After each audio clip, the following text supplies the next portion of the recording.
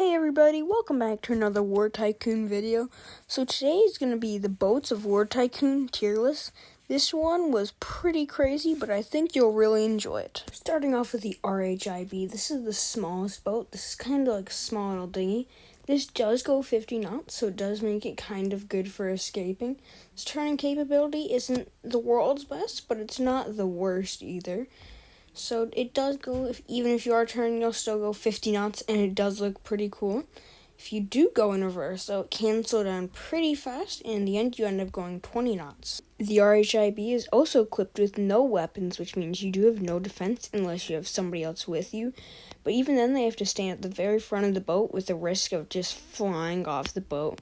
So that if that is a risk that you're really willing to take, then you can take that, but not always worth it. Right here we have the jet ski. The jet ski, I believe, is the fastest boat in the game, going 70 knots. It does have quite well turning capabilities for even being so fast. But sometimes when you are going so fast, if you were going to turn into a creek or whatever you want to call it there, like a stream going to the main land over there in the middle by the city, it can be a little bit annoying if you are close to the water, so you might just end up going flying through the air. Not a land thing either. This does have no defense. It cannot carry one other person, so it can be useful sometimes, other times may not be. So this is kind of your preference kind of thing. Alright, next up here is the Vietnam riverboat. This looks like it's going about 60 knots, which is kind of like 30 miles an hour, so knots is just a higher version that normally planes would use. In some other countries they use it, so if you are ever curious about that, that's what it does mean. On the Vietnam riverboat, we do have quite a few guns here. At the back, we have this one, so if you do have an extra person, it's perfect if there was another boat, if you do get in a boat fight, and they can just go right down. It also does do a good amount of damage on enemy bases. It doesn't do as much if they do have 10,000 shield, but the gunner on the front is a dual-wielding machine gun, and does a whole lot of damage. Not when you're being chased down by a helicopter, though. Right here is the Cirque, also known as the SURC, depending on how people like to pronounce it. This goes 65 knots, which is a great speed. This carries quite a few people, one gunner on the back, with a lot of extra protection built around it. So if there is another boat or any other things, it will help to protect you against them. Unless they do get a headshot, then takes more damage, there's a good chance you'll die in just a few shots. And there's also at the front of the boat 2 side machine guns, which can be really helpful sometimes during battle, depending on where it is, whether it's a helicopter. So sometimes with a lot of the boats, you do need a friend to operate some of these. Other times, you're just kind of like a boat operator going around. So this can be an interesting boat used for speed, but also can be used for its power and sheer force. Right here, we have the PGO-2. This goes 65 knots and has a lot of guns. This is probably my second favorite one. I do love it. This is also almost like a water plane. You can see these little like fins down here almost, and if you do look in the water, you can see these sticking out. Helps to make it go faster, but you do notice if you are just going like very, very, very slow speeds, then it'll just be like walking around. This also does have the capacity to carry 2 oil barrels on the back with it, which you'll see in a second.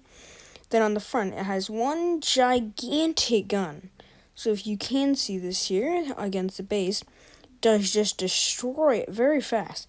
In one load here, we just destroyed the whole entire shield, which is crazy for it to happen. Then at the same time, we also have the smoke cloud. Now the smoke cloud can sometimes be used to confuse enemies if there are other boats or anything really like that. The PGO-2 can also be used to destroy oil extractors and other such things. One of the things I noticed is that when me and my faction are going into battle, it is nice to have different angles of people going in from different ways. I like to have a helicopter, a plane, and a boat. With the boat, you can take out the C-ram turret, which leads in for the plane to be able to drop down the bombs, preferably the 810 Warthog, so that can be really nice at some points in time. Now, with the smoke cloud, it does not make too much of one. Sometimes I guess it does, sometimes I guess it doesn't.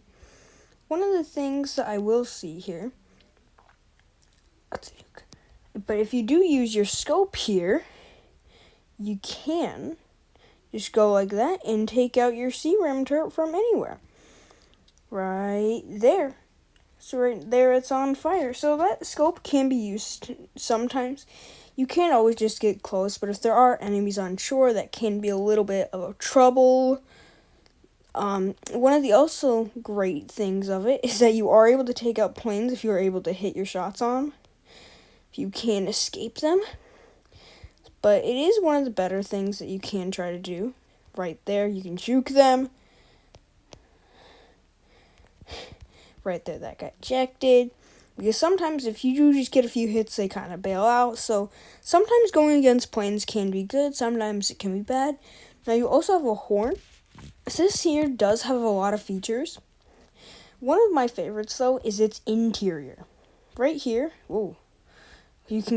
From the top is how you have to get in. So you come in through your top, but then there's also this whole bottom area down here.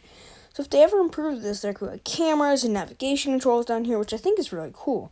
With another functioning door back here, you can also see where you put one oil barrel here and one oil barrel here. There is no functioning hatch right here or anything over here. You just can use this ladder to go like that. Not a functioning hatch on the back there either. And you cannot separately hop into this. The only way to get on the boat is when you first spawn it in because you start inside the boat. The other way, though, is just to climb up these little ladders on the side because it is kind of low to the surface, especially when it's not going 50 knots an hour, which is really nice. This is the USS Douglas. This is probably my favorite boat in War Tycoon. So one of the downsides about it is that it does only go 40 knots. Now, just because it only goes 40 knots does not mean that it has a whole lot of power. This is what I like to bring into battle for many, many of its features. Knocking down shields has great. And even from this distance over here, you can use it.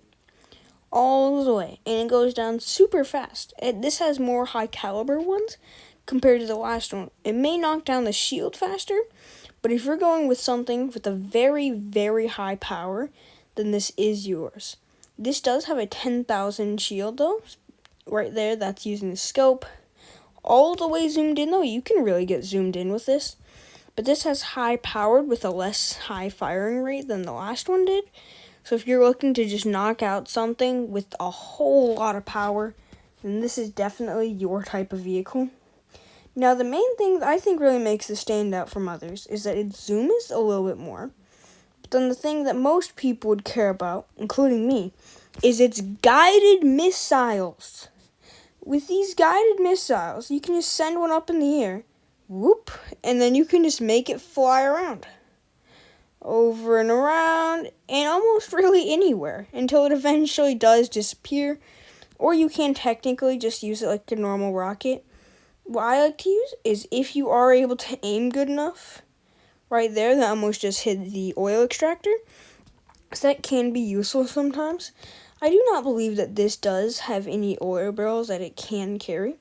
Although you will notice your camera is up here, which is a little bit of a bummer. But down there is your actual cannon, so that can be nice at sometimes. But normally for most of your viewpoints, it's not as great. Sometimes you might prefer it, but you can't zoom in down there like you would with the other one. If you do hop out of it, you can either get glitched in it like I just did, or you can do things like up here. You may notice that this looks like a gun. It's not. You also can't separately hop into this, so there are some dilemmas with it, but not always the best. Then back here, there's not too much. This ladder is a little bit hard to climb up on though, so that's a little bit of a bummer, but not too much here. Next up is the USS Fairmile.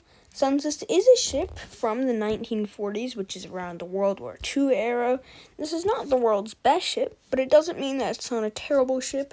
It does have some firepower, it doesn't go the fastest, but it can be a good ship in some types of combat situations.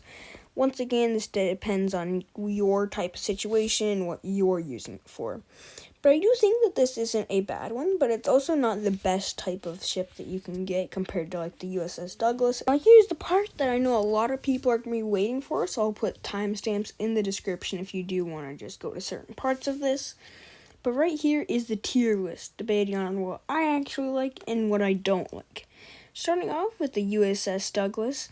So this is my favorite ship, but the only thing I'm not a fan about it with is its speed. since this only goes 45 knots, it's not that great for escaping, meaning that things like planes, anything else can get to you very, very easily. So that is its downside, but the thing I really just love about it is its firepower, and then I think it just looks epic, especially when you're going through it. It's big, it's just a giant tank in water, basically. So I think it's really something that a lot of people will enjoy through the game. So it's definitely, if you are going for that mission, it's not that hard. Sometimes you might just need an alt account, but I think that it's the best boat. The PGO2 is getting a B+. Not quite an A, but it is definitely a good boat. The reason that it's not getting an A is because of its firepower. It does not have a mass amount of firepower that you can use for everything. So in some situations, it may not be the best, but that's the way it is with boats. You just kind of have to have a good guess on what you're going to do, whether you're attacking, whether you're defending, whether you're just going on a scouting mission. That really depends on what you're doing. So some things are better for other things. I do love its interior and its way to go with other people. Sometimes other people, and it can be nice to shoot down other people. Its steering is it's amazing. It does go 65 knots, which is great for it being such a giant boat. But I really think that it is a good boat, and I do recommend getting it if it's a cheaper option compared to you getting the USS Douglas, but not my favorite. Now for all these small ones. The Vietnam Riverboat has 2 guns, which can be pretty nice, does have a small interior, so right there I'm giving that a B.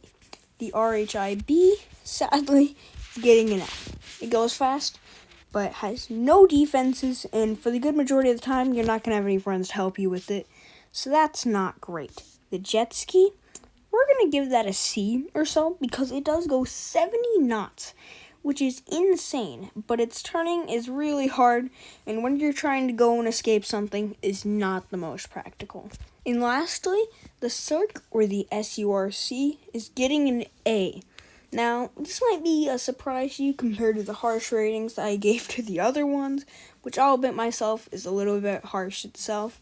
But the reason it's getting an A is because all of its guns and the amount that can be shot at once, it's proof of just shooting down shields very fast. And you may not have friends, but if you do, this can be a real tank. Sometimes it could be even on the level of some of the larger ships. That is how good this can be sometimes. I also like the exterior of it, which is a nice thing that the developers added. It used to just be black, but I really like its new color now because it matches the newer map. Newer, not new. But there are some other features like it going fast. That's going to be the end for it today. Bye!